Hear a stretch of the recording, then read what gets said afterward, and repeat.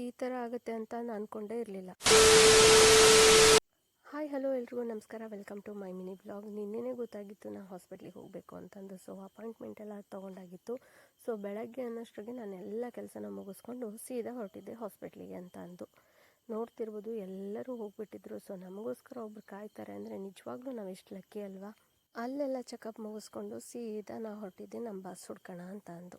ಅವ್ರನ್ನ ಹುಡುಕ್ತಾ ಹೋಗ್ತಾ ಇದ್ದೆ. ಇದೊಂದು ಹೊಸ ಹೋಟೆಲ್ ಆಗಿತ್ತು. ಸೊ ಅದು ನೋಡ್ತಾ ಇದ್ದೆ. ಎಲ್ಲಿ ಅಂತಂದು ಹುಡುಕ್ತಾನೆ ಇದ್ದೆ, ಕಾಣಿಸ್ಲೇ ಇಲ್ಲ. ಅಂತೂ ಇಂತೂ ಸ್ವಾಮಿ ದರ್ಶನ ಆಗೇ ಬಿಟ್ಟು. ಅಂತೂ ಇಂತೂ ನಮ್ಮ ಭಟ್ರ ದರ್ಶನ ಆಗೇ ಬಿತ್ತು. ಸೊ ಹೋದೊಳೆ ರಪ್ಪನೆ ಕಾರಲ್ಲಿ ಜಿಗಿದು ಕೂತ್ಕೊಂಡ್ಬಿಟ್ಟೆ. ಸಿಕ್ಕಾಪಟ್ಟೆ ಬಿಸಿಲಲ್ಲಿ ಓಡಾಡಿ ಸುಸ್ತಾಗೋಗಿತ್ತು. ಸೊ ನೀನು ಸುಸ್ತಾಗಿದೆಯಾ ಅಂತಂದು ಟ್ಯಾಬ್ಲೆಟ್ ಜೊತೆಗೆ ನನಗೆ ಒಂದು ಸ್ವಲ್ಪ ಐಸ್ ಕ್ರೀಮ್ ಮತ್ತು ಬ್ರೌನಿ ಅಂದರೆ ನಂಗೆ ತುಂಬ ಇಷ್ಟ. ಸೊ ಅದನ್ನೆಲ್ಲ ತಂದುಕೊಟ್ರು. ಇಷ್ಟೆಲ್ಲ ಪ್ರೀತಿ ಮಾಡೋರಿಗೆ ನಾವು ಯಾವಾಗಲೂ ಪ್ರೀತಿ ಮಾಡಬೇಕಲ್ವಾ. ಸೊ ಇದಾಗಿತ್ತು ಇವತ್ತಿನ mini blog. Thank you so much.